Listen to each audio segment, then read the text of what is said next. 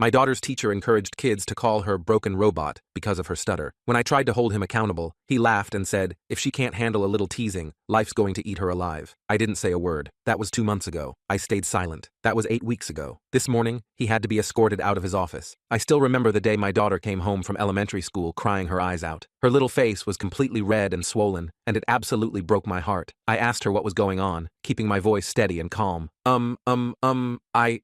This continued for a few minutes. My daughter has a speech impediment, so this was nothing new, but still, her stuttering was lasting longer than usual, which made me immediately suspicious. After 10 minutes, she finally said enough for me to make out what was going on. Well, kinda. I knew it was something about her teacher, and the class laughing at her. It was enough for me to be filled with rage. In front of her, I kept my cool and used my usual dad trick. I grabbed a piece of paper, scribbled a world's coolest daughter certificate onto it, and handed it to her. Through her tears, she started giggling, and finished her evening with a Bath and Body Works bath bomb. The next day, after I dropped her off, I waited in the car park. After 20 minutes had passed, I sneaked into her elementary school and stood outside the door of her classroom. I honestly had no idea what I was doing or what exactly I was looking for. I just knew I needed to do something, and after just a few minutes, I got my answer. The teacher asked the class a question, and my daughter's hand shot right up. A feeling of pride filled my veins, but that was soon replaced with rage.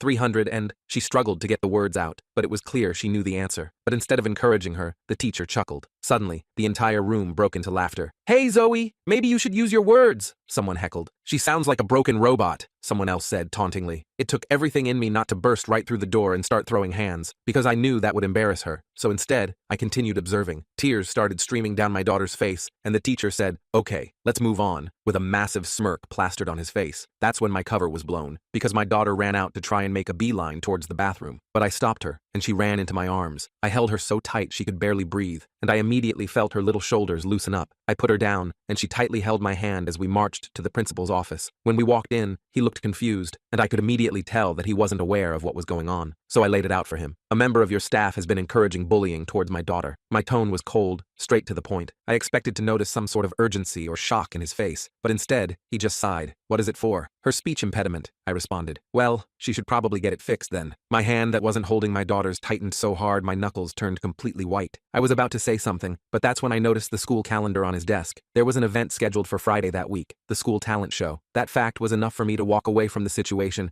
because I began to hatch a plan. You see, I worked as a general at a military base. None of the parents or teachers knew this because it usually garners a lot of attention, something I wanted to avoid. But I was about to shove it down their throats. I let my daughter stay home from school until the day came. Fast forward to Friday. My daughter was due to perform a poem, and she was begging me to let her pull out. No, sweetie pie, you gotta show them who's boss, I'd tell her. I knew she was going to get bullied, laughed at, made fun of, but I wanted that. In fact, the more they teased her, the happier I'd be. So when she had just finished her first sentence, and someone yelled, hey, are you loading or something? I smiled, because that's when 6 military trucks pulled up outside, and soldiers began to fill the auditorium. Everyone sat there frozen, not knowing if this was organized by someone else. As Zoe locked eyes with me, I told her to continue. She kept stuttering, but this time the room was silent, except for her teacher who couldn't help but burst into laughter. In response, one of my soldiers marched straight towards him and stared him down until he felt too stupid to say anything else. As soon as my daughter finished, they all filed out and left. Everyone's heads turned to look at each other, and the auditorium was flooded with muffled confusion. This was then followed by a slow, controlled round of applause. Some people were even cheering. Meanwhile, the teacher looked like he was about to tear the room apart with anger. This made me even more amused, and a sense of joy filled my stomach. First, I thought the story had ended, but really, it was just beginning, because it turns out that teacher, Mr. Evans, had an ace up his sleeve, one that threatened to ruin me and my daughter's lives forever. People were looking at each other, at the doors, at Zoe, trying to figure out what had just happened. Principal Wilson was on his feet now, looking around wildly. Mr. Evans just sat there, his face a mixture of confusion and embarrassment. Zoe practically ran off the stage and back to me. I wrapped her in a huge hug, lifting her off her feet. You did it, kiddo. You were amazing. She was beaming. Did you see their faces? Nobody laughed at me. Nobody will ever laugh at you again, I promised. We stayed for the rest of the show, though I barely paid attention to the other acts. I was too busy watching Mr. Evans, who kept glancing back at us with barely concealed anger. Good. Let him be angry. As long as he never messed with my daughter again, I didn't care. After the show, several parents came up to congratulate Zoe on her poem. A few gave me curious looks, clearly wondering about the military presence, but no one directly asked. Small-town politeness, I guess. As we were leaving, Principal Wilson intercepted us at the door. He had this fake smile plastered on his face. Mr. Mitchell, could I have a word with you in my office on Monday morning? Sure thing. I said cheerfully, looking forward to it. The weekend was great. Zoe was on cloud nine, talking nonstop about how cool it was when all the officers came in and how nobody laughed at her. We celebrated with ice cream and a movie marathon. For the first time in weeks, she seemed excited about going back to school on Monday. I dropped her off Monday morning, then parked and headed to my meeting with Principal Wilson. I wasn't worried. What were they going to do? Complain that I stopped my daughter from being bullied? When I walked into his office, I was surprised to see Mr. Evans sitting there too. He wouldn't meet my eyes. Principal Wilson gestured for me to sit down. Mr. Mitchell, what happened at the talent show on Friday was unprecedented. Was it? I asked innocently. You brought military personnel into a school event without authorization. That's a serious security breach. I shrugged. I didn't see any signs saying no military allowed. They're all tax-paying citizens who wanted to support the arts in our schools. What's the problem? Principal Wilson's face reddened. The problem is that it was clearly an intimidation tactic. Intimidation? I don't know what you mean. I just invited some colleagues to watch my daughter perform. Unlike some people in this room, they know how to behave respectfully when a child is speaking. Mr. Evans finally looked up, his face twisted with anger. This is ridiculous. He threatened me. Not a single person spoke to you, I pointed out. If you felt threatened by someone simply standing near you, maybe that's your conscience talking. Principal Wilson sighed heavily. Mr. Mitchell, we can't have parents bringing in military displays every time they have an issue with the school. And we can't have teachers allowing students to bully a child with a disability, I countered. Which, by the way, is a violation of about a dozen education laws and policies. That shut them up. Principal Wilson cleared his throat uncomfortably. Mr. Evans has assured me he never encouraged any bullying. I saw it with my own eyes. So did 8 United States military officers, all of whom would be happy to provide statements if needed. I'm sure the school board, the local news, and the Americans with Disabilities Act Enforcement Office would find their accounts very interesting. The threat hung in the air. Principal Wilson and Mr. Evans exchanged glances. What exactly do you want, Mr. Mitchell? Principal Wilson finally asked. I want my daughter to be treated with respect. I want Mr. Evans to apologize to her in front of the class. And I want a clear anti-bullying policy that specifically addresses disabilities, including speech impediments, with real consequences for teachers who violate it. Principal Wilson nodded slowly. I think we can arrange that. Mr. Evans started to protest, but Principal Wilson cut him off with a look. I stood up, considering the meeting over. Great. I'll expect that apology today, and I'll be checking in with Zoe to make sure there are no further incidents. I walked out feeling pretty good about myself. I'd stood up for my daughter and made sure those jerks knew they couldn't mess with her anymore. Problem solved, right? Man, was I wrong. The next couple of weeks seemed to go fine. Zoe reported that Mr. Evans had apologized to her in front of everyone, though she said he didn't sound like he meant it. Still, the bullying stopped, and she was back to her happy self, excited about school and her friends. Then one afternoon, I got a call from the base. My commanding officer wanted to see me immediately. That was weird. We just had our regular meeting that morning. When I arrived at his office, Colonel Barnes was sitting behind his desk, looking more serious than usual. He gestured for me to sit down. Mitchell, we need to talk about what happened at your daughter's school. My stomach dropped. Sir, I received a call from the superintendent of schools. Apparently, you used military resources for a personal matter. Sir, I just asked a few friends to attend a school function with me. They were all off duty. Colonel Barnes raised an eyebrow. In uniform? That's not how it was described to me. I shifted uncomfortably. It may have been a bit theatrical, sir, but I was dealing with a situation where my daughter was being bullied because of her disability, and the school administration wasn't taking it seriously. He nodded slowly. I understand the instinct to protect your child, Mitchell, but you know as well as I do that using your position this way is inappropriate. The military isn't your personal enforcement squad. Yes, sir, I said, feeling a mix of embarrassment and defiance. I still didn't think I'd done anything wrong, but I could see how it looked bad. This is a serious violation of military protocol, he continued. However, given your record and the circumstances, I'm going to let it go with a formal reprimand. This time, don't let it happen again. Thank you, sir. It won't. I left his office feeling relieved but also uneasy. I hadn't fully considered that there might be professional consequences for what I'd done, but at least it was over now, or so I thought. The next morning, I dropped Zoe off at school as usual. She seemed fine, excited even, chattering about a science project they were starting that day. I headed to work, put the whole thing out of my mind, and focused on my actual job. Around lunchtime, my phone rang. It was a number I didn't recognize. Hello? Mr. Mitchell? This is Sarah from Westlake Elementary. There's been an incident involving Zoe. We need you to come to the school right away. My heart started racing. Is she hurt? What happened? She's not injured, but it would be better to discuss this in person. How soon can you get here? 20 minutes, I said, already grabbing my keys. I made it in 15, breaking probably a dozen traffic laws on the way. When I rushed into the school office, the secretary directed me to a conference room down the hall. Inside,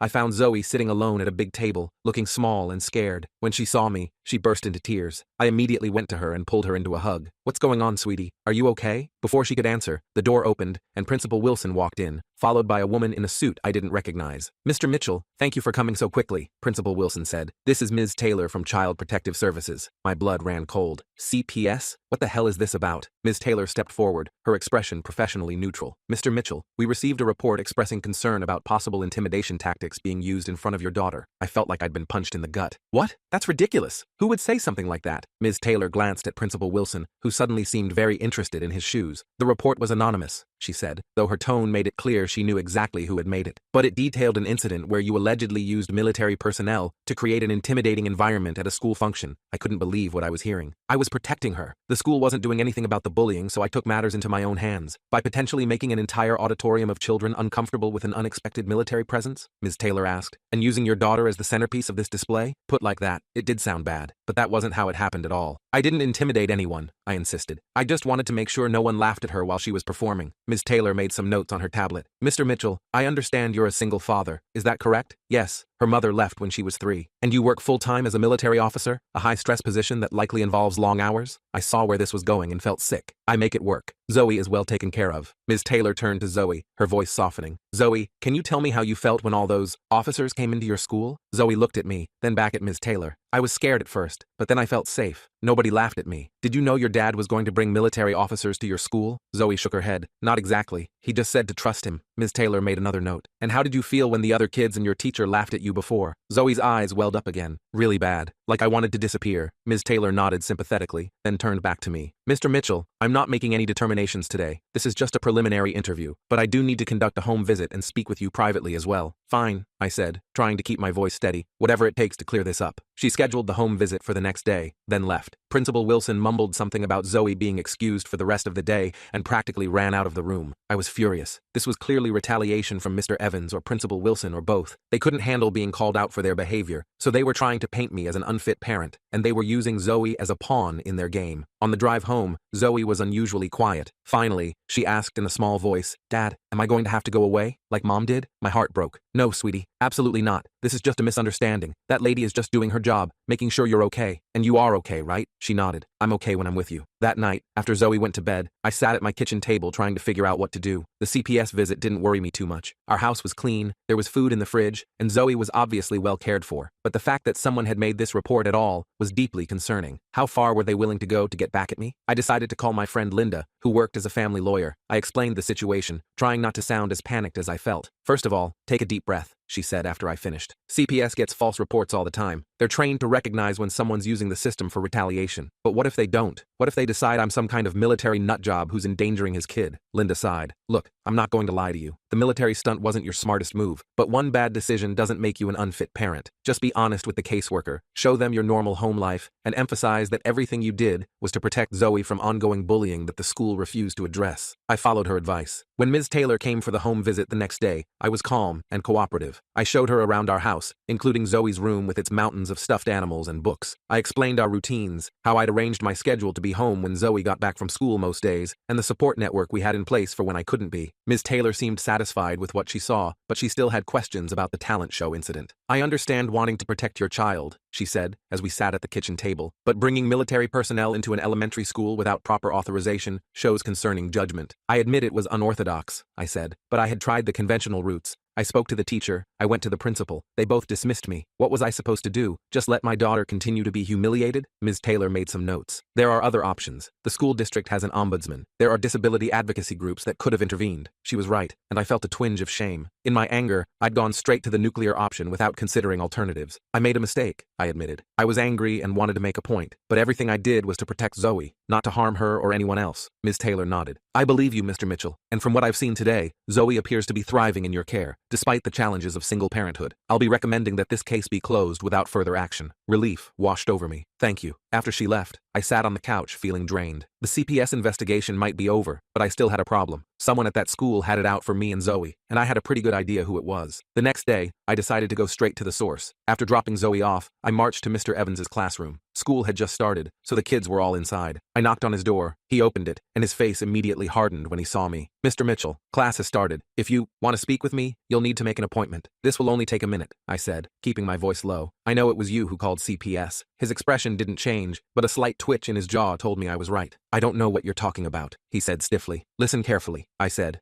stepping closer. I made a mistake with the talent show. I admit that. But if you ever try to use the system to separate me from my daughter again, we will have a serious problem. And that's not a threat. It's a promise. Mr. Evans's eyes narrowed. Are you threatening me? Again? Because that worked out so well for you last time. I'm not threatening anything. I'm just letting you know that if you want to play hardball, I'm prepared to defend my daughter through proper channels. I've documented everything that's happened, and I'm ready to take it to the superintendent if necessary. I turned and walked away before he could respond. It wasn't my finest moment, and probably not the smartest move given recent events, but I needed him to know I wasn't backing down. As I headed to my car, I spotted Principal Wilson watching me from his office window. Great. Now I'd probably get accused of confronting a teacher on school grounds. That afternoon, when I picked Zoe up from school, she seemed quieter than usual. Something was off. Everything okay, kiddo? I asked as we drove home. She shrugged, looking out the window. I guess, did something happen at school today? She was quiet for so long I thought she wasn't going to answer. Finally, she said, Mr. Evans made me stay in at recess to finish my math work, but I already finished it. He just said it wasn't good enough. My hands tightened on the steering wheel. Did he say anything else to you? She nodded, still not looking at me. He said I should tell you to be careful, or things might get harder for me in class. I nearly drove off the road. This guy was now indirectly pressuring my 9-year-old daughter. This crossed a serious line. Zoe, listen to me, I said, trying to keep my voice calm. Mr. Evans is wrong to say that to you. You didn't do anything wrong and neither did I. I'm going to take care of this, okay? She finally looked at me, her eyes worried. How? Are you going to bring the officers again? No, sweetie. No more officers. I'm going to handle this the right way this time. When we got home,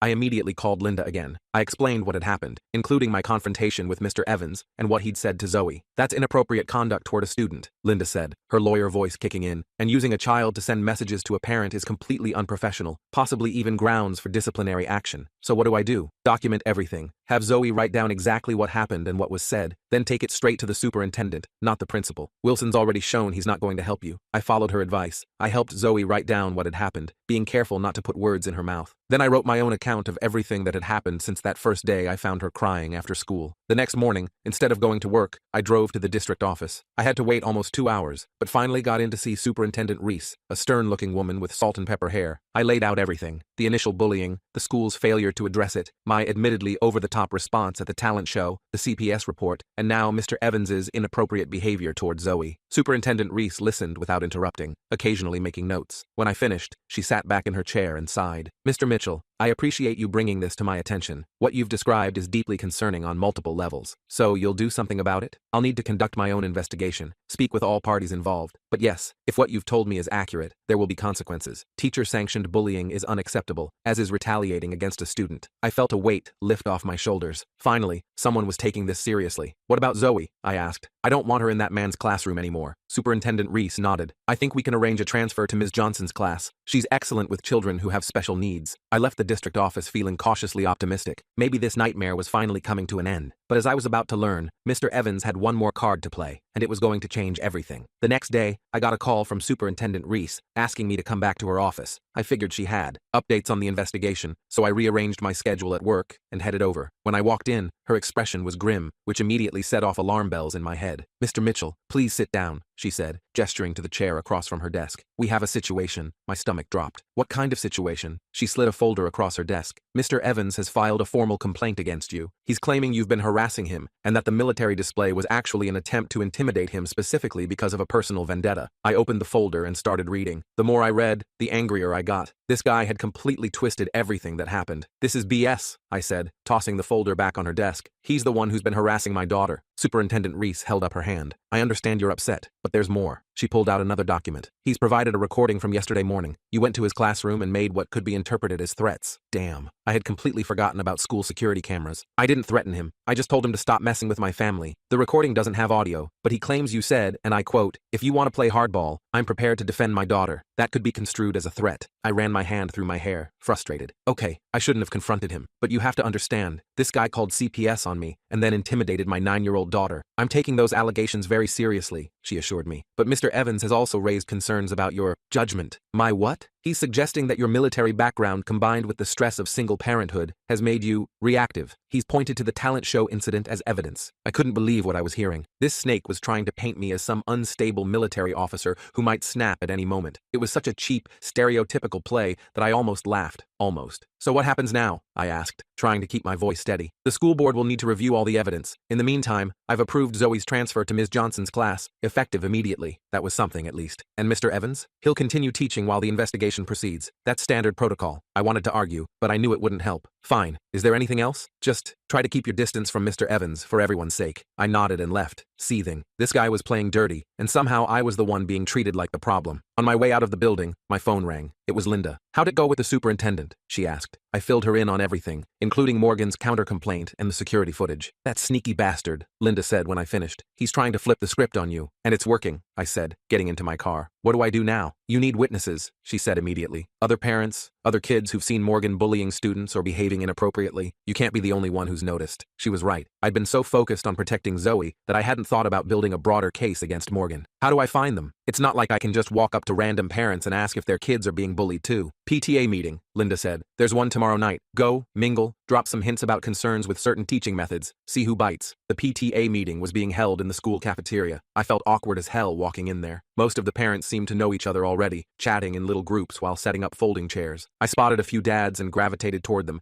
figuring that was my best shot at breaking the ice. First time? One of them asked as I approached. He was a tall guy with a friendly face. That obvious, huh? He laughed. I'm Michael. My daughter's in 4th grade. Jason, I said, shaking his hand. My daughter Zoe's in 3rd. Oh, Zoe. My daughter Casey mentioned her. She just switched to Ms. Johnson's class, right? I nodded, surprised. Yeah, just yesterday actually. Casey was pretty excited about it. Said Zoe seems nice but was having a rough time in Mr. Evans's class. This was my opening. Yeah, we had some issues with his teaching methods. Michael's expression darkened slightly. Join the club. That guy's a piece of work. My heart rate picked up. What do you mean? He glanced around, then lowered his voice. Let's just say Casey was in his class last year, and it wasn't a great experience. The guy plays favorites like you wouldn't believe, and if your kid doesn't fit his mold of a good student, they're in for a rough year. Did he ever? I hesitated, not wanting to lead him. Did Casey ever have problems with him specifically? Michael sighed. She has dyslexia. Morgan made her read out loud constantly, even though her IEP specifically said not to put her on the spot like that. When we complained, he said she needed to get over it, and that we were coddling her. Bingo. Did you report him? To Wilson? Yeah, fat lot of good that did. They're fishing buddies or something. Wilson just said Morgan had high expectations and was pushing students to excel. By the end of the meeting, I talked to 3 more parents with similar stories. One mom's son had ADH and was constantly being punished for not sitting still. Another parent's daughter was made to stand in the corner for asking too many questions. And one dad told me Morgan had made fun of his son's accent. The family had moved from the Philippines the year before. None of them had gone further than complaining to Principal Wilson, who had brushed them all off, and none of them knew about the others' complaints. They'd all felt isolated, like they were the only ones having issues. I got their contact information, and, with their permission, passed it along to Superintendent Reese the next day. She seemed genuinely surprised by the pattern that was emerging. This is concerning, she admitted. I'll need to interview all of these parents. There's more, I said. I think Principal Wilson has been covering for Morgan. All of these parents complained to him, and he dismissed them. Superintendent Reese's expression hardened. That's a serious allegation, Mr. Mitchell. It's the truth, and I bet if you dig deeper, you'll find even more cases. She promised to look into it thoroughly. I left feeling better than I had in weeks. Finally, things were moving in the right direction, or so I thought. 2 days later, Zoe came home from school looking upset again. What's wrong, sweetie? I asked, immediately concerned. Everyone's talking about me, she said quietly. They're saying you're going to get Mr. Evans fired, and it's all my fault. My blood boiled. Who's saying that? Just kids. They said their parents were talking about it. I pulled her into a hug. None of this is your fault, Zoe. Mr. Evans is responsible for his own actions. But what if he does get fired? Everyone will hate me. They won't hate you. And even if some kids are mean about it, that doesn't mean you did anything wrong. She didn't look convinced, but she nodded anyway. I tried to distract her with pizza and a movie night, but I could tell she was still worried. The next morning, I got another call from Superintendent Reese. Mr. Mitchell, I need you to come to my office immediately. There's been a development. Her tone made my stomach clench. What kind of development? It's better if we discuss it in person. When I arrived, she wasn't alone. There was a man in a suit I didn't recognize sitting next to her desk. Mr. Mitchell, this is Mr. Thompson from the school board's legal department, she said, her expression grave. That couldn't be good. What's going on? Mr. Thompson cleared his throat. Mr. Mitchell, we've received some concerning information. Mr. Evans has provided us with emails that appear to show you discussing plans to, quote, destroy his career with several other parents. What? I was genuinely confused. I never sent any emails like that. He slid printouts across the desk. They looked like emails from my personal account to the parents I'd met at the PTA meeting, discussing ways to take Morgan down and make him pay. There was even one suggesting we plant evidence of misconduct. These are fake, I said immediately. I never wrote any of this. They came from your email address, Mr. Thompson pointed out. Then someone hacked my account or spoofed it or something. I would never write this crap. Superintendent Reese looked troubled. Mr. Mitchell, if these emails are authentic, they suggest a coordinated campaign to falsely accuse a teacher of misconduct. That would be grounds for legal action against you. They're not authentic, I insisted. Look, I just met these parents a few days ago. We exchanged contact info so they could share their experiences with Morgan. That's it. No conspiracy, no plotting. Mr. Thompson made a note. We'll need to verify the authenticity of these emails with our IT department. In the meantime,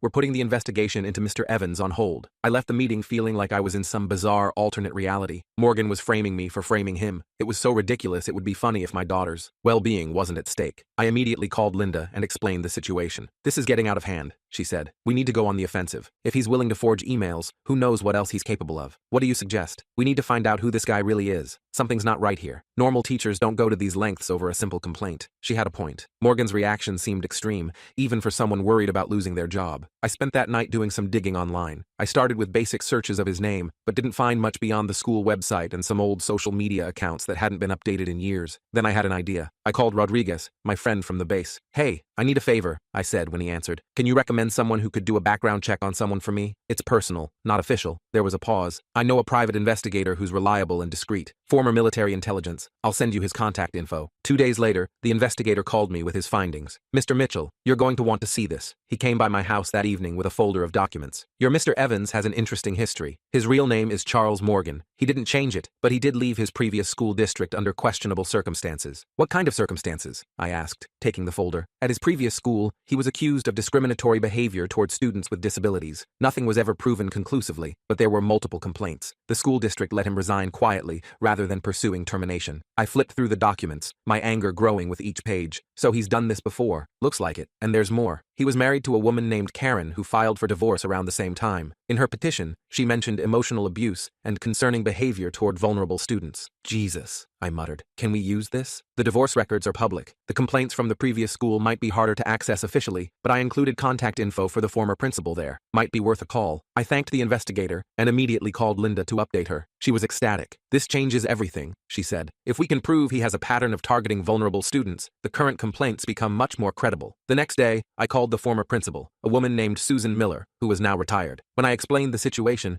she was initially hesitant to talk. "We had a confidentiality agreement as part of his resignation," she said carefully. "I understand," I replied, "but my daughter has a speech impediment, and Morgan has been encouraging other students to mock her. She's 9 years old." There was a long pause. "That sounds familiar," she finally said. "Look, I can't officially comment on personnel matters, but hypothetically, if a teacher had shown a pattern of targeting students with disabilities, especially speech issues, and if that teacher had been allowed to resign rather than face an investigation, well, that might be something a current school district would want to know about." It wasn't a smoking gun, but it was enough to take back to Superintendent Reese. I compiled everything I had, the documents from the investigator, notes from my conversation with the former principal, and statements from the parents I'd met at the PTA meeting. When I presented it all to her, Superintendent Reese looked genuinely shocked. "This is disturbing," she said, flipping through the file. "If even half of this is accurate, Mr. Evans should never have been hired here. And the emails he claimed I sent? Our IT department already determined they were forgeries. The headers show they were created using a spoofing service." I felt a wave of relief. "So what happens now?" "Mr. Evans will be placed on administrative leave pending a full investigation, and Principal Wilson will have some serious questions to answer about his hiring practices and handling of complaints." 2 weeks later, the school board held a special meeting. Morgan was terminated for unprofessional conduct and falsification of evidence. Principal Wilson was reprimanded and put on probation for failing to properly investigate multiple complaints. When I told Zoe that Mr. Evans wouldn't be her teacher anymore, or anyone's teacher, she seemed relieved, but also worried. "What if the kids still blame me?" she asked. "They won't," I assured her. "The school is going to explain that Mr. Evans did some very wrong things that had nothing to do with you." And surprisingly, that's exactly what happened. The new interim principal, a kind woman named Mrs. Dakota, no relation to my lawyer friend, held an assembly explaining that Mr. Evans had broken important rules and that bullying of any kind wouldn't be tolerated. Zoe thrived in Ms. Johnson's class. Her stutter didn't magically disappear, but she gained confidence in speaking up, knowing she wouldn't be mocked for it. The school implemented a new anti-bullying program that specifically addressed disabilities, and teachers received training on how to handle speech impediments and other learning differences. As for me, I learned a valuable lesson about fighting battles the right way. The military display at the talent show had been satisfying in the moment, but it almost backfired spectacularly. In the end, what worked was gathering evidence, building alliances with other parents, and working through proper channels. A few months later, Zoe came home from school with a certificate, a real one, not one of my makeshift dad creations. It was for Most Improved Public Speaker, from her class presentation on, what else? Butterflies. Ms. Johnson said I did the best job explaining metamorphosis, she told me proudly, and nobody laughed, even when I stuttered. I hung that certificate on our fridge, right next to my handwritten World's Coolest Daughter Award. Every time I look at them, I'm reminded that sometimes the best way to fight for your kid isn't with a show of force, but with persistence, evidence, and a refusal to back down when they're being wronged. Oh, and I never did tell my commanding officer about that second investigation into Morgan. Some things are better left unsaid, especially when they work out in the end. Was buying my fiancée her dream house. Then she demanded I add her brother to the deed. Turns out he's actually her ex and first love, and that she's been lying for years. I, 30M, have been with my fiancée, 26F, for over 5 years now. Tina and I met at a restaurant. She had just started working behind the counter, and I had gone with my buddy to place my order. I couldn't take my eyes off her since she was absolutely stunning and had the sweetest voice. After placing our order, I kept telling my friend about how gorgeous she was and how I could not stop thinking about her. He told me that I should just ask her out. However, I was nervous and was afraid of being rejected. I grabbed a pen and paper, wrote down my name and number, and went to collect our food when it was ready. When I paid, I slipped the note to her and she blushed when she realized that I had written my number down. She called me that evening and we talked for hours. It was like we had known each other all our lives. She's the first girl I have ever met that I have truly been happy with. She makes me smile endlessly. My parents and my sister have met her also and they like her as much as I do. Just to give you some background, Tina and I come from really different backgrounds. Tina's childhood was tough. She grew up as an orphan because her mom abandoned her as a baby. No name, no information, no birthday, nothing. As she grew up, she never got adopted. She had to go through a bunch of foster homes and has told me how they were horrible for her. Tina has one cousin brother, Kyle, who apparently found out about her existence and got in touch with her when she was 16 years old. She and her brother are extremely close. From the get-go, my girlfriend had made it very clear to me that her brother was the most important person in her life, and I understood since I had an older sister as well, so I understand that sibling bond. The tricky part was that she would often cancel our plans at a moment's notice to hang out with him if he asked. She mentioned they both suffered from separation anxiety, and it showed in the way she prioritized him over our plans. There were times when we would discuss future trips, initially thinking it would be just the two of us, but then she would tell me how she wanted to bring her brother along. Once, during a staycation, he called for no apparent reason, and she stressed out, feeling the need to rush back home because apparently her brother wanted her there. She also made it clear that he was her number one, leaving me with this unsettling feeling that even if we were married, I might still be second to her brother. It was almost like I had to compete with him, which was a strange sensation. To add to it, he would frequently call her during our dates, resulting in 15 to 30-minute phone conversations that interrupted our time together. My girlfriend lived in a tiny apartment with 2 other roommates when I first met her. Her brother, Kyle, would always find an excuse to crash in. One time when I FaceTimed her, I saw him sleeping right next to her. I felt extremely uncomfortable and questioned her about it. She told me that her brother usually slept on their sofa in the living room, but that night he did not want to be alone since he was going through a bad breakup. Later, I told her that I did not feel comfortable having her share a bed with another man, even if he was her cousin. She argued with me that the sofa bed was uncomfortable and her bed was bigger for the two of them. I told her that it was weird for him to keep crashing at her place when I didn't even do that, and instead of going to a friend's place he wanted to spend the night with her. Tina brushed it off, saying I was overthinking it and that it was not a big deal. She told me I wouldn't understand because I was not that close to my sibling. Compared to Tina's childhood, mine was comparatively better. I grew up in a wealthy household and had 2 loving parents. I had an older sister that I was close to also. Hence, when I found out about Tina's childhood, it broke my heart that she never got a chance to grow up in a stable home. This is why I always tried to give her as much love and affection as I could. She and I had a happy relationship, so we decided to move in after we dated for 7 months. She told me how her lease was ending, and because I lived in my own house and was paying my mortgage, she asked me if she could move in with me. From the very beginning, I have always financially supported her since I have a really nice job. I earn in 6 figures and she has been aware of this. Initially, I did want to ask her to split the rent, but then I felt bad about it, so I let it go. She was still studying during this time, so I ended up covering all her expenses, books, daily needs like food and gas, you name it. Honestly, it wasn't exactly my favorite thing, but I loved her, and she genuinely needed the help. I kept reassuring myself that it would pay off once we both graduated, landed good jobs, and became more financially independent. However, conflicts would pop up periodically. I felt like, since I was the one shelling out for everything, I should have the final say in decisions. Once, Tina invited Kyle up for the weekend as she wanted me to bond with him. Since he had been wanting to come and get drunk for a while, I agreed and bought a few cans for him. When her brother came over, he completely ignored me and went in straight to hug Tina. They hugged unusually long and then Tina introduced him to me. I smiled at him politely while he had no emotions on his face. He then sat down on our sofa and ordered Tina to get him a few drinks. I use the word order because he literally did exactly that. I was quite taken aback because I had never ever spoken to Tina that way. Throughout the night, her brother was a massive jerk to me the entire time.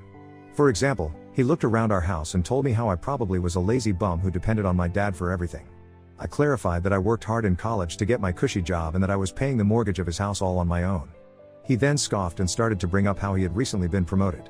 For context, he worked at a restaurant for the past 8 years and had been promoted as the manager there. As Tina and I congratulated him, he completely ignored me again and told Tina how he wanted to take her out for dinner since it had been ages since just the two of them had hung out and how he missed going for long drives with her. Tina agreed and they started talking about all their good times, which made me very uncomfortable to hear. However, my girlfriend noticed I wasn't having fun and was being quiet, so we went over to my room to talk things out. Our discussion apparently took too long, and her brother barged into our bedroom screaming for Tina and saying how he missed her. Tina assured him that we would be right out, but he asked us to just hurry back, and in my frustration, I angrily told him to go away. I was really getting frustrated with how clingy he was around Tina, and it boggled my mind that she didn't see this. After sorting things out, we decided to go back, as I didn't want to keep my girlfriend from her brother. She stopped to use the bathroom, and I waited in the hall. From there, I could hear her brother yelling at our TV and he sounded completely drunk. This is when I noticed that he had been drinking continuously since the time he came into our place and was almost 6 cans down. When Tina came out of the washroom, he started to tell her how he wished they could have met at a bar and had a good time together since this was boring and he wanted to go out. Tina must have also noticed that he was quite drunk, so she told him that he should rest for a bit since he had a car. Her brother drunkenly went on to say how he hated the fact that she was with me and how he wished I never came into his life. I was pissed and I honestly did not care what motivated him to say this. I demanded to know what his problem was, since clearly there was no brother in this world who was so involved in his sister's life, but he responded by yelling and attacking me. Now I am 6 feet 3 inches and much taller than him, so I had to hold myself back from seriously damaging him. Tina was begging me to not hurt him while he kept screaming obscenities at me. I gave him just one pinch and he was knocked out cold. Tina screamed that I had killed him, but he was only unconscious and she checked his breathing. I told her that he could sleep it off on the sofa until he felt better. Tina then turned to me and told me that what I had done was unforgivable. I told her if that was the case, then she was welcome to leave me. I watched her eyes well up in tears, but I was too tired to argue with her, so I went up to my bedroom and just fell asleep. The next day, when I woke up, the brother was nowhere to be found. When I asked Tina, she told me that he wanted her to apologize to me for last night and that he was not going to be pressing any charges against me. I scoffed and told her that her brother was lucky that I did not press any charges against him because he was the one who attacked me drunk. Tina brushed it off and told me that she was sorry for getting pissed at me last night. I accepted her apology. Since that night, Kyle has always avoided me as much as he can. Obviously, Tina continued to see him every weekend, but he never ever came in front of me. By the 3rd year of my relationship with Tina, I was seriously worn out from being the sole financial backbone in the house. She would basically expect me to handle all her school-related expenses, even though she had her own savings from all the part-time jobs she had done. Around the same time, I started noticing how she would start acting entitled, as if all my support was given. When she finally got an internship, I thought, well, now she could be a bit more financially independent. However, she would splurge her money on luxury items like shoes or handbags. She had tons of shoes even though she would hardly wear them, and a couple of high-priced handbags. I was still stuck covering all her basics. We began fighting a lot, with arguments boiling down to her telling me not to dictate her choices, and me likening her to a spoiled child I felt obligated to care for. Almost a year after her graduation, she still had not landed any job. Her self-esteem was wrecked. In the initial 5 months post-graduation, she had given it her all, but the constant rejections probably took a toll. What really irked me was that I had been suggesting she could have taken a part-time job during this time to make some money, but she never went for it. During this time, even though she was not earning a penny, she would constantly spend money on her brother or even send him a few $100s every month. If I questioned her, she would tell me how he needed help and that I was earning more than enough anyway, so I should not be selfish. This would really piss me off since she was sending my money without permission and expected me to be fine with it. Admittedly, I didn't make the situation any better. Frustration from supporting her and her brother had been building up inside me for quite some time, and it all came pouring out. The breaking point came when, on the night before her school loan and phone bill payments were due, she called me asking for help. I lost my cool, yelled, and called her an ungrateful person who just used me for money without doing anything for herself.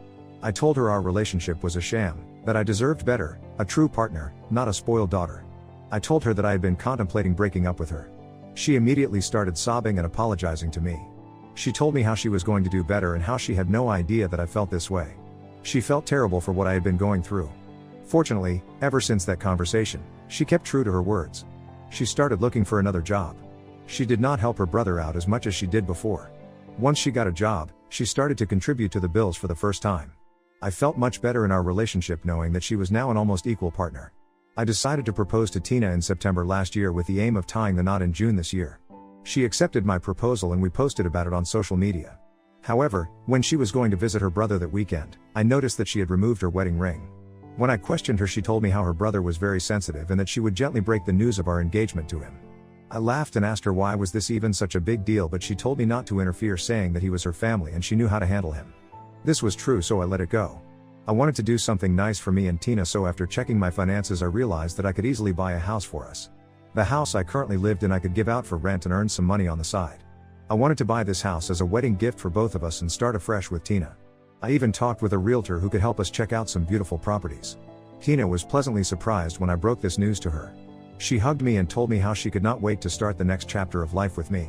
Over the months, we have been searching for our perfect house. Tina had a lot of opinions about these houses and was not ready to lock down. However, in the end, we managed to find our dream home with a huge backyard, which is exactly what we wanted. It is also just 1.5 hours away from my office, and Tina mostly works from home, so we are good to go. Now, because I was buying this house for us, I was obviously keeping my name and Tina's name on the house deed. However, Tina had an issue with this. She demanded that since I already have one house under my name, I should keep her name and her brother's name for the second house. I was taken aback. I asked her if she was joking, because why would I include her brother's name in our house deed? Tina told me that she had no assets to her name since she had no parents, and told me how insecure she felt that she was bringing in nothing to our marriage, so she wanted her name in the house deed.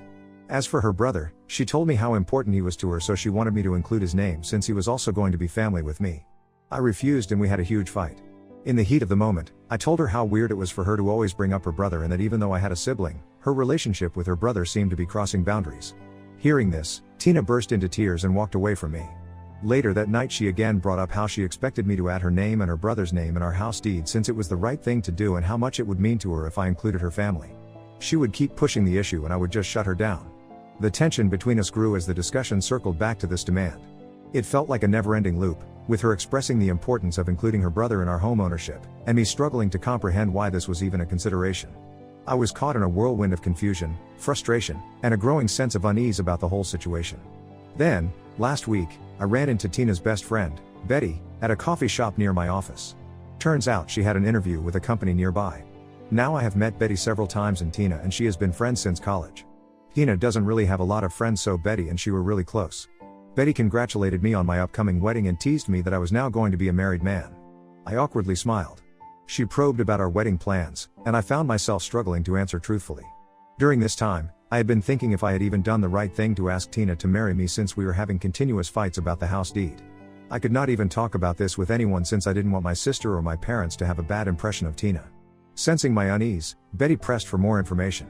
Unable to contain myself, I decided to spill the beans about Emily's strange request regarding the house deed.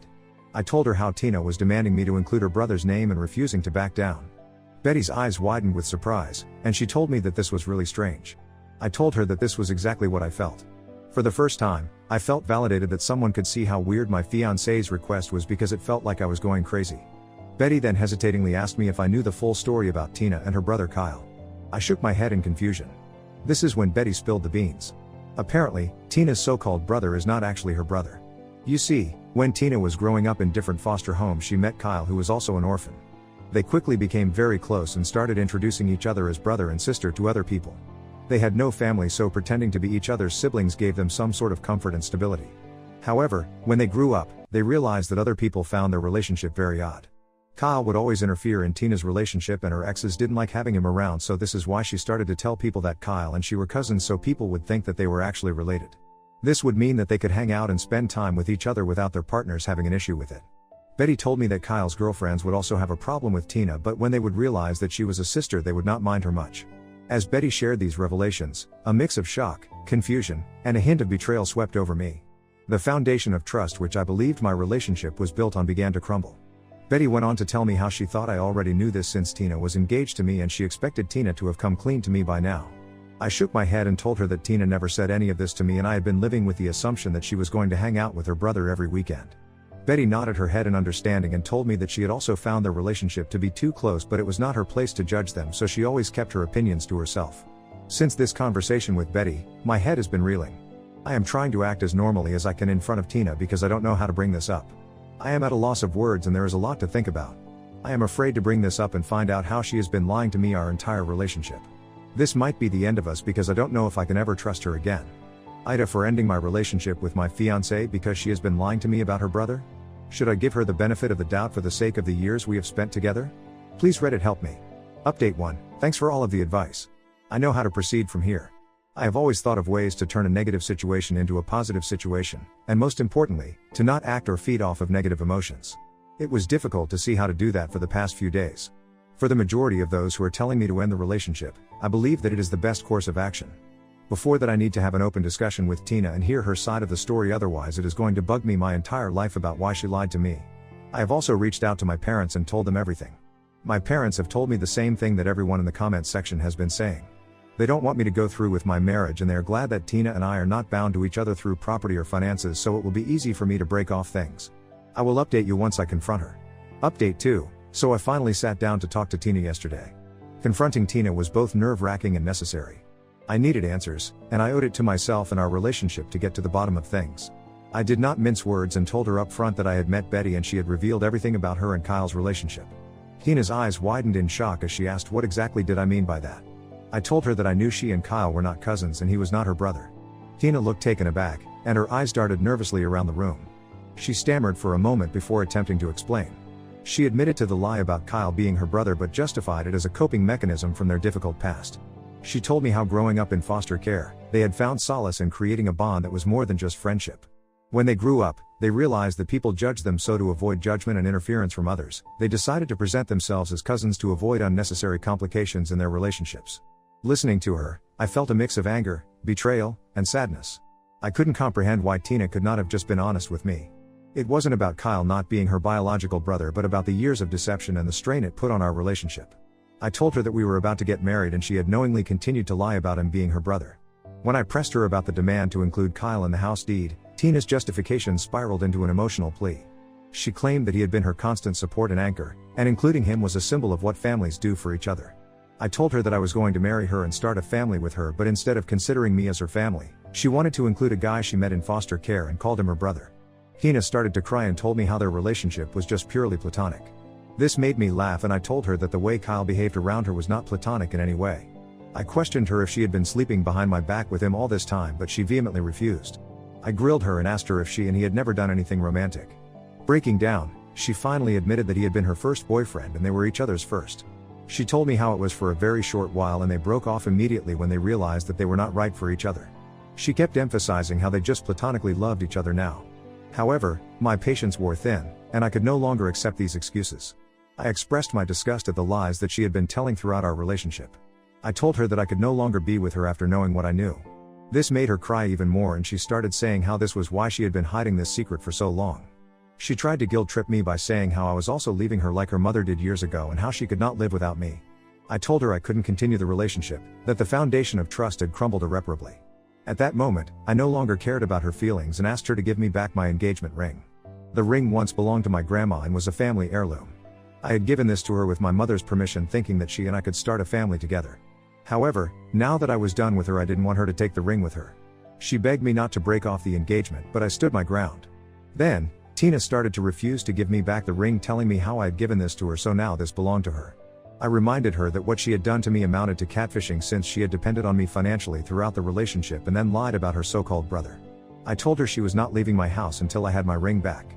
Reluctantly, she removed the ring while crying and accusing me of being heartless. I asked her to pack her bags and leave my house within the hour. Despite her pleas and promises to change, I stood firm in my decision. The person I thought I knew was a facade, and I did not want anything to do with her anymore. Desperate, Tina called Kyle to pick her up. However, when he learned that I had become aware of their relationship, he refused to get involved, perhaps knowing that if she showed up at my place I would give him a serious ass whooping. Tina had no choice but to call an Uber. As she left, she told me that she was sorry for everything and that she would wait for me. I ignored her and shut my door in her face. The aftermath has left me feeling a whirlwind of emotions, betrayal, heartbreak, but also a newfound clarity. It hurts me that my dream girl turned out to be such a fraud and that in my 30s I have to start dating all over again. However, I am glad that I found this out before we got married or bought the house, otherwise this would have been a much bigger shit show. Update 3. Thank you to everyone who has been sending me uplifting messages for the past month. To those who shared their own infidelity stories, or offered advice, thank you. Your words have been instrumental for me in navigating this journey. I will be going for therapy, as many of you have advised. I understand that with time, this pain will subside, but it still hurts. Thankfully, my sister and my parents have been checking in on me regularly. I have blocked Tina from everywhere and I have changed my door locks like some of you have advised. I have also installed cameras around my house just in case, though I doubt that Kyle or Tina will ever show up. This will be my final update for now, since I don't want to be reminded of her betrayal anymore. When my parents rewrote their will, they left me out completely and gave everything to my brother and his kids. At Sunday dinner, my mom looked me dead in the eyes and said, "We're not wasting our legacy on someone who never built anything." My dad scoffed, "You've always been the outside, might as well make it official." Then he raised his glass and toasted my brother, saying, "To the real future of this family." I just smiled coldly and said, "Thanks for finally showing me where I stand. You'll remember this moment, I promise," and left. Years later, I made a move that left them with nothing but regret. Now they're begging, "Please, talk to us." So yeah, I don't even know how to start this without sounding like I'm fishing for pity or whatever. I'm not. I just need to get this out. BCNGL, I'm about to snap thinking about it. I'm a guy, mid-30s, not married, no kids, and yeah, the other brother in the family. Always have been, always will be, apparently. But last Sunday pretty much hammered that home in a way I can't ignore anymore. So my parents, Dale and Colleen, do this Sunday dinner thing almost every week. It's like their ritual or whatever, like they're pretending we're still some 90s sitcom family. But honestly, it's always been about my older brother Curtis. He's got the wife, Opal. He's got 2 kids. Everyone acts like he's the second coming. I get it. He's the golden boy. Always has been. But still, I show up, bring a bottle of wine or whatever, get the usual side hugs, and oh, you made it. Like I just dropped in from Mars. Last Sunday felt off from the jump. Like Mom was extra chatty, but only with Curtis and Opal. And Dad kept making these dumb comments about the future and family legacy while passing the potatoes. I kind of brushed it off, but then Mom looks at me and says I should help clear the table, and Curtis is all, "Nah, let him relax, he's a guest." And that actually stung more than I thought it would. Like, I'm not a guest, I'm your F********ing son. Anyway, after dinner, we're all sitting around and Dad stands up and taps his glass, like he's about to give a wedding speech or something. I actually thought he was going to make some dumb joke, but then he says they have an announcement. Mom is sitting there with this weird, tight smile, and Curtis looks smug as hell. Opal is scrolling on her phone, not paying attention. The kids are running around. Nobody cares. Dad goes, "So we've redone the will, and it's time to put the family's future in the right hands." I could already feel where this was going, but whatever. I'm just sitting there. Mom looks at me and says, "We're not wasting our legacy on someone who never built anything." Just straight up. I barely had time to react before Dad says, "You've always been the outside. Might as well make it official." I think I laughed. I don't even know.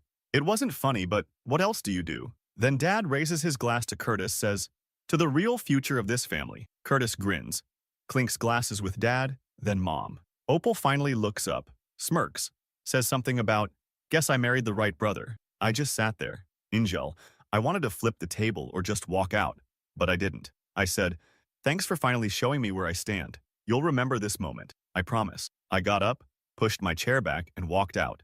Didn't even bother grabbing my jacket. As I was leaving, Mom says, "Don't be dramatic," but I just kept going. Slammed the door. I heard Curtis laugh, like full-on laugh, and that was it. Walked home. Didn't even check my phone till midnight. Mom sent a text like, "Hope you get home safe. Let's talk when you've calmed down." I didn't reply. Didn't sleep much. Every time I closed my eyes, I kept hearing Dad say "the outside," like I'm some stranger. IDK? That one just stuck. So, for context, this isn't new. I've always been the spare part. Curtis was the sports guy, the family man, whatever. I liked my own stuff, I wasn't a screw-up, but I didn't fit their mold. When I brought home good grades, it was never great job. It was, "Why aren't you more like Curtis?" Even when I was a kid, Dad would take Curtis to games or whatever. I'd get left home or dropped at my aunt's. I'm not saying I was perfect, but I was never actually bad. Just not the one they wanted, I guess. It's like they decided early I was the weird one, so whatever I did after just made it worse. What really gets me is how obvious it was. Like they weren't even trying to hide it. Dad's whole deal is he wants this legacy to keep going. The family name, the money, all that. He's got these rental properties he's obsessed with. Always bragged about how we built something from nothing. Reality, he and Mom bought a couple houses from her uncle years ago, rented them out, and now acts like he invented real estate. He's always let Curtis be involved, never me. Said I wasn't interested, but they never actually asked. I wasn't even invited to half the meetings or whatever. Just got told, "This isn't your thing." It's always been like this. I stopped asking a long time ago because, TBH, what's the point? The kicker is, I know why they treat me like this. It's not even complicated. I'm not Curtis. I don't play the family game. I don't kiss ass. And I don't pretend to care about stuff just because they do. Mom always wanted 2 perfect sons to show off, but only got 1. Dad wanted someone who'd carry his legacy, and since I didn't fit, I got shunted aside. Curtis loves the attention, so he plays right into it. He acts all nice, but he loves being the chosen one, and he knows exactly how to needle me. I think he gets off on it, honestly. And yeah, I'll admit it, being left out of the will actually does piss me off, but not for the money. I don't need their money. It's the principle. It's the way they did it. Like, I'm not even real. Like, why even invite me to dinner just to dump that on me? If you're gonna cut me out, just do it quietly. Don't rub it in with a damn toast. So after I left, I decided I'm done playing along. I'm not gonna grovel or try to get back in their good graces. I'm not texting them, not showing up for dinner, nothing. They made it official, so I'm gonna act like. If they want Curtis and his little family to be the future, then they can have him. But I'm not gonna be the joke anymore. I know some people are gonna say, just move on. Don't let it get to you. But nah, I'm not wired like that. I don't forget. I don't forgive this kind of thing. You want to make it official? Fine, but don't act surprised when I stop giving a damn about your legacy. And, not gonna lie, I'm already thinking about what I'm gonna do about it. IDK if that's petty or whatever. But honestly, I don't care. So yeah, that's where it's at. Guess I finally know where I stand. Let's see how they like it when the outside stops playing nice. I'll update if anything else happens. Something tells me this isn't over. Update 1. So, update time. Honestly, I wasn't even going to post again, but stuff got weird fast after that dinner. And not movie plot twist weird, just real life weird, where people act off in ways that make you second guess everything. If you read the first post, you know how my parents, Dale and Colleen, basically made it official that I'm just the extra, then toasted Curtis as the future and left me out of everything. I walked out, said my piece, figured that was that. But nah, the story didn't end there. First thing is, my phone was dead quiet for like 2 weeks after I bailed. No calls, no texts, besides a half-assed message from Mom the night it happened. I wasn't expecting much, but even for them it felt cold. So I did the same. Just went about my life, hung out with people who actually give AAS asterisk, asterisk, asterisk. Kept my head down. Started ignoring the Sunday dinner invites when they popped up in the family group chat. At first, Curtis dropped a couple, "Hey, you coming?" texts with the fake nice stuff he does, but I left him on read. Then, out of nowhere, Mom calls and tries to sound casual about it, like she's checking in. Kind of forced, asking about my week. Am I taking care of myself? That kind of thing. I almost laughed, but just let her talk. Then she slips in. "Oh, by the way, we're having a birthday thing for one of Curtis's kids. Maybe I could come." I say I'm busy. She pushes it. Says it's important. I haven't seen the kids in months. I cave, mostly because I want to see if anything changed or if they're just trying to play nice for appearances. So I show up. Whole family is there, balloons, cupcakes, all that. Curtis is acting like we're best bros. Puts his arm around me. Keeps making loud jokes so everyone hears. I just nod along. Opal gives me this look like she's trying to figure out why I bothered. My parents are doing the everything is fine routine, but it's fake as hell. I end up in the kitchen with Mom. She's cutting fruit. And she just blurts out, "You know, Curtis is really stepping up with the properties." I kind of grunt. Don't say much, and she goes, "He's so responsible. Your dad is really proud." I just say, "Good for him." She doesn't press it, but something about how she says it sticks with me. Later, I'm outside scrolling through my phone, avoiding the chaos, and I overhear Curtis talking to one of his buddies from the old neighborhood. He's bragging about being the boss now, how managing the rentals is killing him, tenants are a pain, and how he's just waiting for things to settle down. But he's nervous. Keeps checking his phone, pacing around like he's waiting for bad news. I watch him for a bit, and I start to notice. He's not relaxed. He's not really enjoying the party. He's overwhelmed. I go back inside, see Dad and Curtis hunched over the dining table, looking at some kind of paperwork. Dad's voice is low and sharp. Curtis keeps defending himself, says something about, "The plumber never showed up." Dad snaps back, says something about, "Can't keep making excuses." And Curtis kind of pushes the chair back hard and walks away. Dad notices me, stops talking. So now I'm thinking, okay, maybe things aren't as perfect as they act. I start paying attention. Next couple weeks, I check in on the properties from a distance. Just drive by.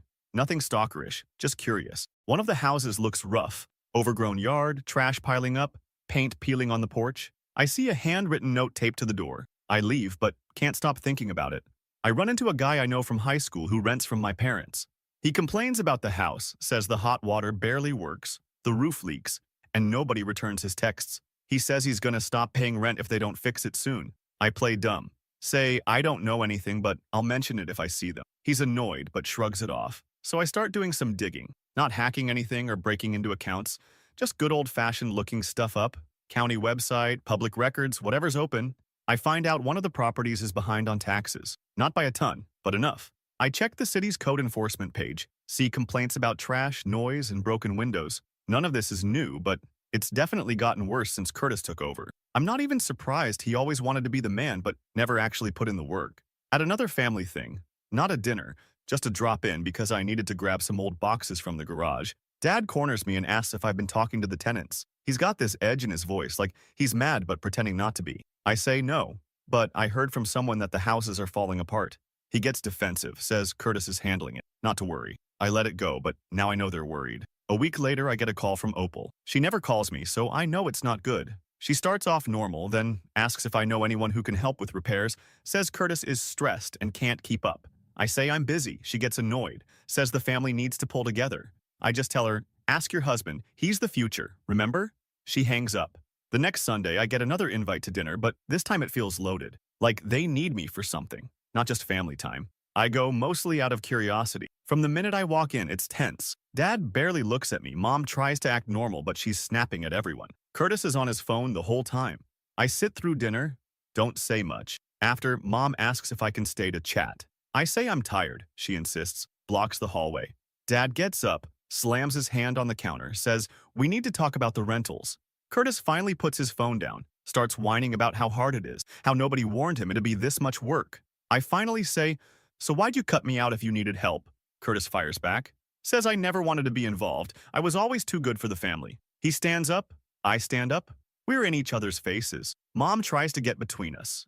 I shrug her off. Curtis pushes me, I push him back. Dad yells at both of us to knock it off. I look at all of them and just say, you made this bed. I'm not saving you now. I walk out, slam the door. As I'm leaving, I hear Mom start to cry. Dad swears. Curtis stomps off. I get to my car and sit there a minute, just shaking my head. After all those years of being told I'm not good enough, now I'm supposed to bail them out when the golden boy screws it up? Nah. So yeah, I'm not done. If they want to see what happens when the outside stops helping, I'll show them. I know more about those properties than they think. I know how to get leverage, and I'm not afraid to use it. If Curtis wants to play boss, let's see how he handles real pressure. Next update when I decide how hard I want to push. I'm not letting this slide. They wanted a legacy. They can deal with the fallout. Update 2. So it's been a minute. I've been seeing comments asking if I ever actually did anything after that last post, since a bunch of you said it sounded like I was all talk. Nah, I just don't post until something real happens, and TBH, I wanted to make sure I wasn't about to go full dumbass and do something I'd regret. Anyway, things have escalated, and I'm not going to pretend I'm proud, but I'm not sorry either. First off, you know how people act when they're desperate but trying to look chill? That's my family right now. I started getting these texts from my mom, not even hiding the fact that she wants something, just suddenly interested in my life like she's forgotten the last year. Random, hope things are well messages with a smiley face. She even called me at work, which she never does unless someone's dead or needs a kidney. I let it go to voicemail. She left a rambling message about family and how Curtis is under a lot of pressure. Not once does she say sorry or mention the will, obviously. Then Curtis starts up. He sends me a message on Facebook, which is hilarious because he always acts like he's too busy for social media. He says there's a situation with one of the properties, a pipe burst. The tenants are threatening to go public. He says he could really use a hand. I don't answer. He follows up with a long text blaming the city, the plumber, the tenants, basically everyone except himself. Finally, he calls. And when I don't pick up, he leaves a voicemail that's just him swearing and hanging up. I guess I should feel bad, but all I can think is, you wanted the responsibility, bro. Have fun with it. So I start putting on a little pressure. Nothing illegal, just making sure all the little problems get noticed. I tell the tenants at the worst property, the one with the leaking roof and broken heater, that they should absolutely call the city inspector if nothing gets fixed. I say it in passing, not like I'm plotting, just mentioning their rights. One of them says they already tried but haven't heard back, so I look up the number for them and text it. They're grateful, so whatever. Next week, I happen to be driving by and I see a city car parked outside that same property. I slow down, see a guy taking photos of the front steps, talking to a tenant. I don't stop, just keep going. 2 days later, Curtis calls again. Says the city is threatening fines and they have to fix a bunch of stuff ASAP. He's pissed. Says dad is blaming him. Mom is stressed. Opal is tired of the drama. I just say, sounds rough. Hope you figure it out. There's a family group chat blow up that night. Mom says everyone needs to pull together. Dad jumps in with his usual "we built this legacy" speech. Then Curtis says something about how I'm not helping and it's easy to judge from the sidelines. I reply, you picked your team. Stick with it. Dad leaves the chat. Now I'm getting calls from Opal, which is wild because she's been cold to me for years. She says Curtis is at his limit. The kids are stressed. She needs me to be the bigger person. I say, ask your husband. He's the future. Remember? She hangs up. Meanwhile, I keep hearing from other tenants about broken stuff, late repairs, no heat. A couple mention the city is now checking in. The fines start adding up, and I know for a fact the money isn't there because Curtis already tried to borrow from me last year and I laughed him off. Dad ends up calling me, says this is bigger than family drama, tells me to step up. I'm barely polite. I say they made their choice, live with it. Here's the thing, I didn't set out to ruin anything, but I'm not lifting a finger to save them. And I'm not stopping tenants from demanding what they're owed. I make sure every complaint goes where it should. I tell people about the city's rental hotline, show them how to file stuff online. I even sit with one guy at a cafe while he fills out the form on his phone. He's not my friend. He's just sick of living with mold. Curtis gets more desperate. He actually shows up at my door unannounced, which he's never done before, not even as kids. He's flushed, sweating, tries to act tough, but then starts begging. He says, "You don't have to do this. You're just mad because of the will."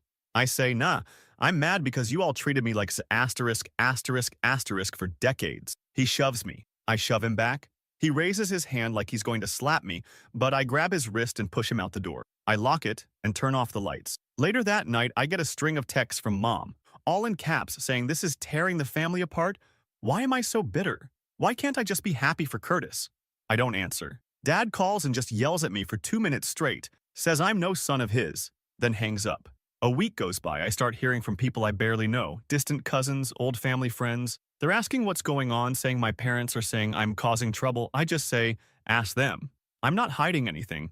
I notice Dad isn't posting his usual family business bragging on Facebook anymore.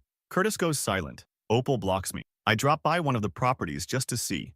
It's bad. City notice taped to the door, grass up to my knees, windows cracked. A couple tenants are moving out. I see Dad and Curtis in the driveway arguing. Dad slams the car door and drives off. Curtis sits on the curb, head in his hands. The kicker is, I hear from a neighbor that the city is considering pulling their rental license for one of the buildings. If that happens, they'll have to sell or fix everything at once, which, knowing them, they can't. Dad always acted like he was a king, but he never did the work, just let stuff slide and hoped Curtis would pick it up. Now they're both in over their heads and nobody's coming to save them. I know some people are going to say I should step in, be the bigger man, but nah, I'm not interested in being a martyr for people who never gave a damn. They made their choice, now they can live with it. I'm not doing anything illegal, just letting things play out. If the city shuts them down, that's on them. So yeah, the house always wins. Not this time. Not when the cards are marked. They're scrambling. I'm just watching. And it feels pretty damn good to finally be the one holding all the cards, even if I had to burn some bridges to get here. I'll update when the dust settles. Something tells me this isn't even the worst of it yet. Final update. NGL, I didn't plan to write again, but it's wild how stuff can go from bad to straight up embarrassing, and not even in some dramatic TV way, just real. Anyway, here's how the whole legacy thing finally blew up in their faces and why I'm not answering their calls. Not now. Not ever. So, after the last round of chaos, things actually got kinda quiet. I thought maybe they'd figure it out or at least try to fix their own mess, but nah. Instead, it was like everyone just shut down. Group chat went dead. No more guilt trip texts from Mom. No more fake concern from Opal. I'd see Curtis's car at my parents' house some days, parked crooked like he left in a hurry, but I didn't bother to stop or check in. Then, out of nowhere, I get a letter in the mail. Not even a text, but an actual letter. It's from Dad, and he's trying to sound calm, but you can just tell he's on edge. He says they're facing complications with the city. They need temporary support from family, and maybe it's time to talk things over. Man to man. I laugh and toss it in a drawer. Not even 2 days later, I'm at the gas station and run into a guy who rents from them. He's pissed, says he got a notice he has to move out by the end of the month. City pulled the rental permit, and he's not getting his deposit back. He asks if I know what's up with Curtis. I just say, no clue, man. Haven't talked to them in ages. I go home and check the public record. One of the houses is listed for sale. Another one is under code review. I find a city meeting agenda online and see my parents' address listed for a hearing code violations.